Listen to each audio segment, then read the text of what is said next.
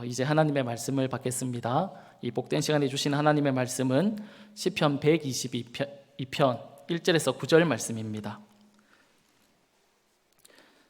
시편 122편 1절에서 9절 말씀입니다. 예루살렘을 향하여 평안을 구하라 라는 제목으로 말씀을 받겠습니다.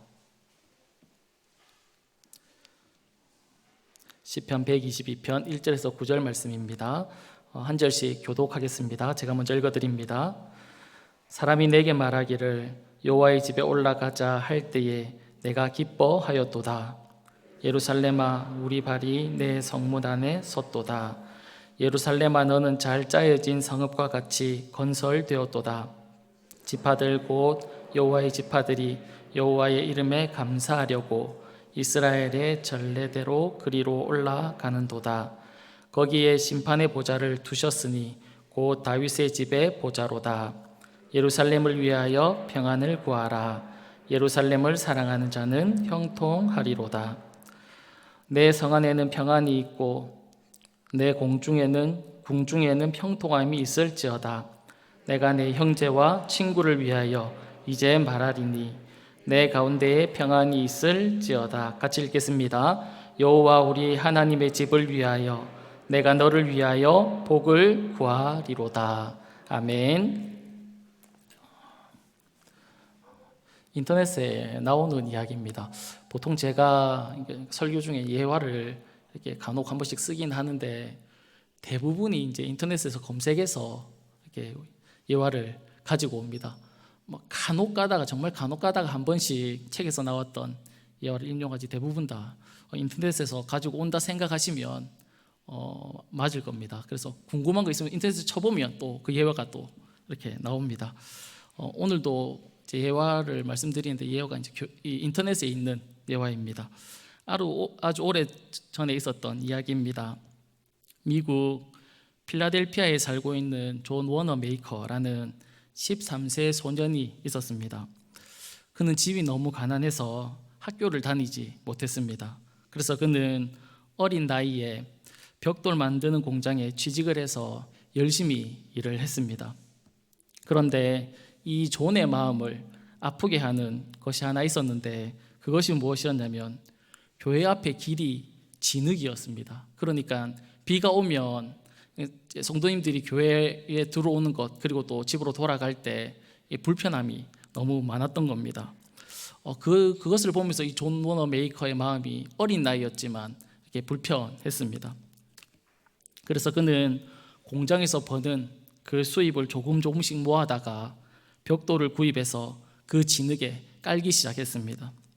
그의 행동을 이렇게 보고는 마음에 감동이 되시는 분들이 한두 사람 이렇게 힘을 합쳐서 그 진흙을 깨끗하게 새로 포장을 했다고 합니다. 이후에 존 워너 메이커는 학교도 잘 나오지 못했던 그런 어린 소년 그런 시절을 보냈지만 나중에 백화점을 처음으로 만들어서 백화점 왕이라고 불리기도 하고 1889년에는 벤자민 해리슨이라는 대통령에 의해서 최신분 장관에까지 오르게 되기도 합니다. 이런 존 워너 메이커의 이야기를 인터넷에서 보면서 성경 인물 한 사람이 생각이 났습니다. 그 사람은 하나님을 너무나도 사랑했던 다윗입니다. 그는 자신이 왕이 된 이후에 자신은 이제 이렇게 좋은 궁궐에 살고 있는데 하나님의 임재의 상징이었던 언약궤는 한 구석에 이렇게 놓아두었다라는 생각이 들자 그는 하나님을 위해서 아름다운 성전을 지어야겠다라는 생각이 들었습니다. 그러나 그는 전쟁을 참 많이 해서 피를 많이 흘렸기 때문에 성전을 짓지는 못합니다. 그러나 하나님이 다윗이 가졌던 그 마음, 내가 하나님을 위해서 아름다운 성전을 지어야지라는 그 마음을 하나님을 기쁘게 받으셨습니다. 존 워너 메이커도 그렇고 그리고 또 다윗도 마찬가지입니다. 왜 존 워너 메이커가 교회 앞에 진흙을 보면서 마음이 불편해했을까요? 그리고 또 왜 다윗은 하나님을 위해서 성전을 아름답게 지어 드려야지라는 그런 생각을 가졌을까요? 그것은 다 하나님을 향한 사랑의 마음이 그들의 속에 있었기 때문이지 않겠습니까? 이런 그들의 마음을 하나님께서 기쁘시게 받으셨던 겁니다. 오늘 우리가 읽은 시편의 저자도 보면 이런 마음이 있는 것을 우리가 볼 수 있습니다. 시편, 오늘 우리는 122편을 보는데 120편부터 134편까지 15개의 시편이 성전에 올라가는 노래입니다. 오늘 우리가 읽은 시편 122편은 120편, 121편과 연결되어 있는 시라고 학자들이 말을 합니다. 그래서 120편부터 잠시 살펴보면 시인이 어떤 상황 가운데 놓여 있었는지에 대해서 우리가 알 수 있습니다. 120편 1절을 보면 이렇게 말씀합니다. 내가 환난 중에 여호와께 부르짖었더니 내게 응답하셨도다. 그렇게 말씀하고 있습니다. 지금 시인의 상황이 어떻다라고 말을 하고 있냐면 환난 중에, 어려움 중에 자신이 거하고 있다 그렇게 말씀하고 있는 겁니다. 왜 그가 어려운 상황 가운데 있었냐면 시편 120편 2절을 보면 이렇게 말씀합니다. 여호와여 거짓된 입술과 속이는 혀에서 내 생명을 건져 주소서. 그렇게 말하고 있는 것을 봐서 주변의 사람들이 자신을 향해서 거짓말하고 그 거짓말로 인해서 어려움을 당하고 있는 그런 모습을 우리가 알 수 있습니다. 그리고 시편 120편 7절에 보면 나는 화평을 원할지라도 내가 말할 때에 그들은 싸우려 하는도다. 그렇게 말을 하는 것으로 봐서 그는 자신을 향해서 거짓말로 자신을 공격하는 그런 사람들에 대해서 어떻게 해서든지 다시 화평을 이루기 위해서 노력하지만 여전히 그들은 거짓된 입술과 속이는 혀로 자신을 대한다라는 것을 알 수 있습니다. 이런 상황 가운데 그 시인이 놓여 있었다라는 겁니다. 주변에서 여러분들을 참소할 때, 거짓말을 꾸며서 말을 할 때 여러분의 심정이 어떻겠습니까? 여러분을 향해서 나쁜 소문을 퍼뜨리고 악한 말을 해서 주변의 사람들이 여러분들을 대할 때 저 사람은 저랬다더라, 저 사람은 이렇게 했다더라, 이런 나쁜 소문을 퍼뜨렸을 때 그 이야기를 여러분이 들으면 그때 여러분의 심정이 어떻겠습니까? 참 마음이 힘들지 않겠습니까? 어려울 겁니다. 지금 시인의 상황이 그렇다라는 겁니다. 이 답답한 그 마음을 가지고 있었던 그 시인은 그 자신의 이제 마음의 평안을 얻기 위해서 순례자의 길을 떠나게 됩니다. 순례자의 길은 지금처럼 이렇게 잘 닦여진 길은 아니었습니다. 험한 길을 며칠이고 이렇게 걷다 보면 지치고 힘들었을 겁니다. 그래서 순례자는 그 순례의 길을 가면서 시편 121편을 노래로 부르기도 했고 또 불러주는 사람이 있었다라고 그렇게 말을 합니다. 무엇이라고 노래를 불렀냐면 내가 산을 향하여 눈을 들리라 나의 도움이 어디서 올까 나의 도움은 천지를 지으신 여호와에게서로다. 여호와께서 너를 실족하지 아니하게 하시며 너를 지키시는 이가 졸지 아니하시리로다 라고 그렇게 노래를 한다는 겁니다. 오랫동안 거친 길로 인해서 지친 상태로 이제 성전이 있는 산 밑에 이렇게 도착하게 되었을 때 그 사람을 향해서 이런 노래를 불러준다는 겁니다. 내가 산을 향하여 눈을 들리라 나의 도움이 어디서 올까 나의 도움은 천지를 지으신 여호와에게서로다 라고 그렇게 노래를 불러준다는 겁니다. 그러면 그 지친 몸을 이끌고 그 성전을 향해서 비탈진 그 길을 올라가는 것입니다. 그리고는 마침내 그 성전 앞에 다다르게 된 겁니다. 그때 사람들이 말을 합니다. 오늘 본문 1절에 보면 사람이 내게 말하기를 여호와의 집에 올라가자 할 때에 내가 기뻐하였도다. 우리 성경에는 사람이라고 이렇게 단수로 말을 하고 있지만 원문에는 복수로 표현되고 있습니다. 그래서 여러 사람들이 자신이 성전 앞에 이제 성전 입구에 딱 섰을 때 여러 사람들이 같이 이야기하는 겁니다. 우리 같이 성전에 들어갑시다. 그렇게 이야기를 하고 있다라는 겁니다.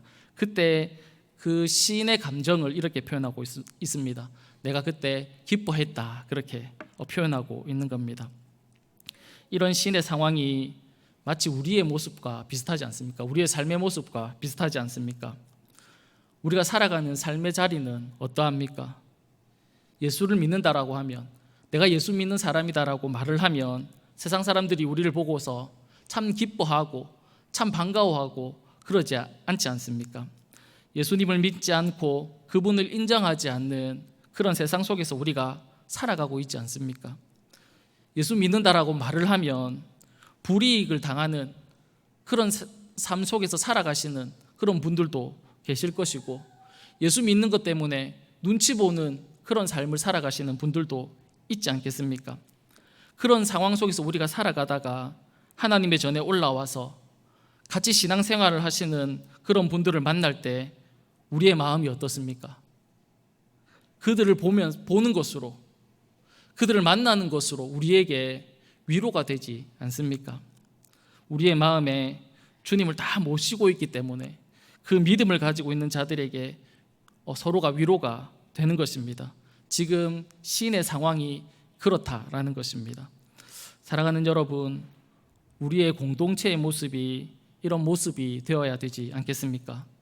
우리가 서로가 서로의 얼굴만 이렇게 서로가 서로의 얼굴을 보는 것만으로도 마음의 위로가 있고 마음의 평안이 있는 그런 공동체가 되어야 되지 않겠습니까? 우리가 마음에 주님을 모시지 못한다면 저 보기 싫은 사람 또 왔네, 뭐 이렇게 꼴도 보기 싫은데 뭐 이렇게라고 생각할지도 모르겠습니다. 그러나 우리가 우리의 마음에 정말 주님을 모시고 있다면 우리가 서로의 얼굴을 보는 것만으로도 기쁨과 위로와 감사가 가득한 공동체가 될 줄 믿습니다. 사랑하는 여러분, 우리 공동체가 이런 아름다운 공동체, 서로를 위로하는 그런 공동체가 될 수 있기를 간절히 바랍니다. 성전에 도착한 시인이 성전에서 세 가지를 이렇게 설명하고 있습니다. 3절에 보면 잘 짜여진 성읍, 그리고 제사, 그리고 심판의 보좌, 다윗의 집의 보좌, 이것을 말을 합니다. 이 세 가지는 모두 주님과 우리와의 관계를 설명하는 단어들입니다. 잘 짜여진이라는 단어는 연합하다라는 동사인데 서로 견고히 연결되어 있는 것, 그것을 의미한다고 합니다. 실제로 예루살렘은 건물들이 빈틈없이 잘 배치된 그런 도시였다라고 합니다. 하지만 시인은 그런 예루살렘의 외적인 그런 모습을 보고 말을 하는 것은 아닙니다. 그가 정말 기뻐했던 이유는 그가 있는 성전이라는 곳이 사람들로 인해서, 하나님을 믿는 하나님의 백성들로 인해서 연합되어져 있고, 그리고 뿐만 아니라 그 백성들이 하나님과도 이렇게 연합되어 있는 것을 경험하는 공간, 하나님과 교제의 공간에 지금 자신이 들어와 있다는 것을 기뻐하는 것입니다. 그리고 4절에 보면 지파들이라고 말을 하고 있는데 이스라엘에는 몇 개의 지파가 있습니까? 12개의 지파가 있지 않습니까? 이 12개의 지파가 잘 짜여져서 하나의 실타리를 만들어서 조화를 갖추어 주고 있는 그런 모습을 보여주기도 하고, 또 하나님과의 연합과 교제를 이루고 있는 그런 모습을 보여주고 있기도 하다라는 겁니다. 그러니까 믿음의 사람들, 사람과 사람들 사이에도 이렇게 잘 연합되어져 있는 모습, 그리고 하나님과도 잘 연합되어져 있는 모습을 나타내는 단어가 잘 짜여진이라는 단어 속에 포함되어 있다라는 겁니다. 하나님과의 연합, 교제가 어떻게 이루어질 수 있습니까? 바로 제사를 통해서 그렇게 될 수 있다는 겁니다. 그것을 4절에서 이렇게 설명하고 있습니다. 이스라엘 백성들은 하나님의 전에 1년에 3번씩 올라갔습니다. 그날이 바로 유월절, 초막절, 맥추절이었습니다. 이 절기들은 하나님의 은혜를 기억하고 하나님 앞에 감사하기 위해서 지키는 절기들이었습니다. 유월절은 자신을 구원해 주신 그 하나님을 기억해서 감사하는 그런 절기였고, 초막절은 광야 가운데 지켜주셨던 그 하나님을 기억하고 지키는 절기였습니다.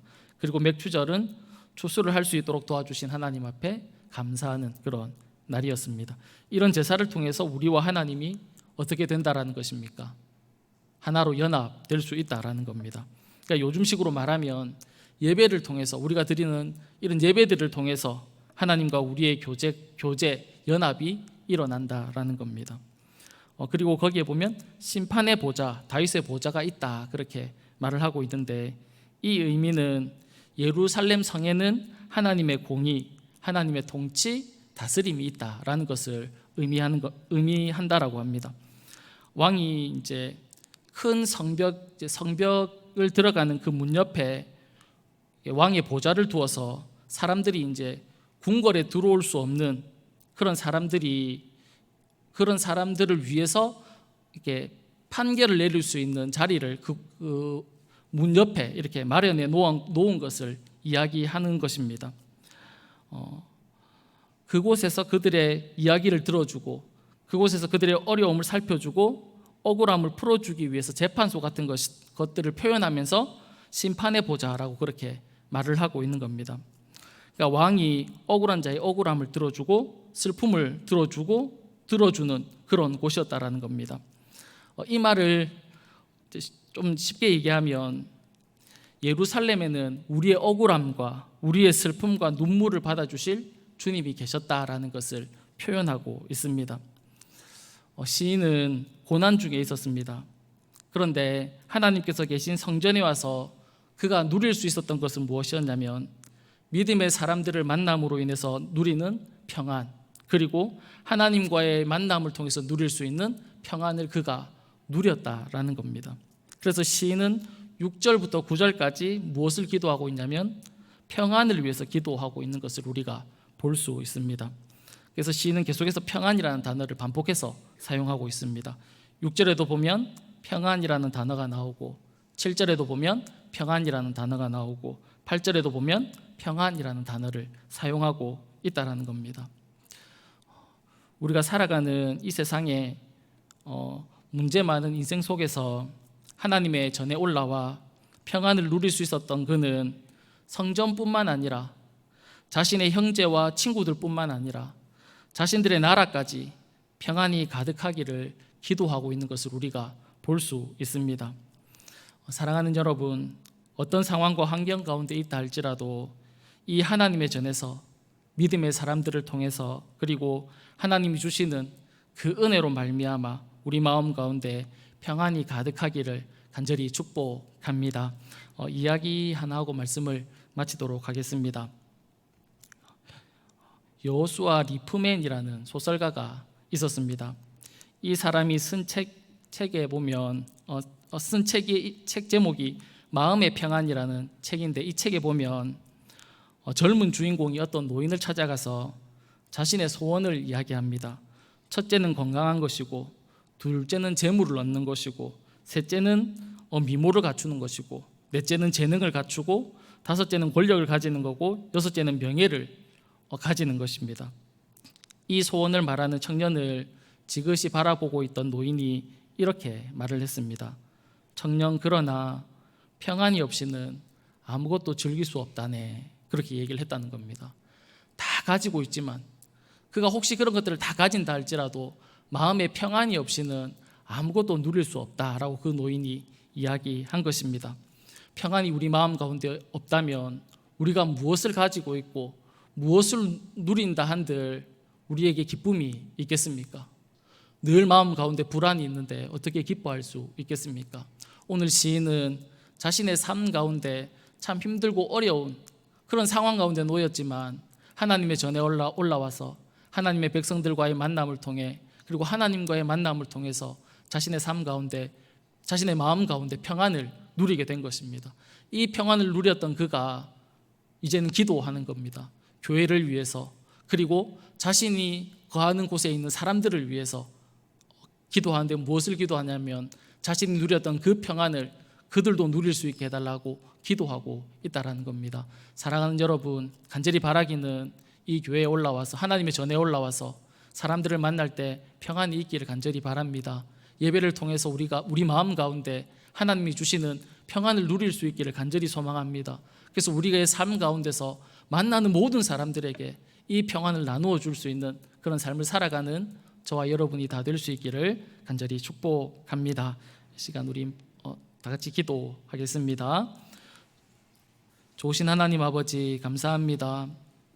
우리가 이 땅을 살아갈 때 참 속상한 일들도 많고 마음을 아프게 하는 일들도 많이 있지만 하나님, 우리가 하나님의 전에 올라와서 하나님의 평안을 누릴 수 있도록 주님 은혜를 허락해 주셔서 우리가 어느 곳에 있든지 무엇을 하든지 어떤 상황 가운데 있든지 하나님이 주시는 그 평안으로 말미암아 평안을 전하는 그런 삶을 살아갈 수 있는 저희들의 삶이 다 될 수 있도록 주님께서 은혜를 베풀어 주옵소서. 마음이 상한 자들을 위로할 수 있는 자 될 수 있도록 하나님 도와주시고 힘들어한 자들을 붙들어 줄 수 있는 하나님 그런 삶을 살아갈 수 있도록 은혜를 더하여 주옵소서. 무엇보다도 하나님과의 관계를 통하여 하나님 우리 가운데 부어주시는 그 하나님의 평안을 누리며 살아갈 수 있는 저희들의 삶이 다 될 수 있도록 은혜를 허락해 주옵소서. 고맙고 감사하며 살아계신 예수님의 이름으로 기도드립니다. 아멘.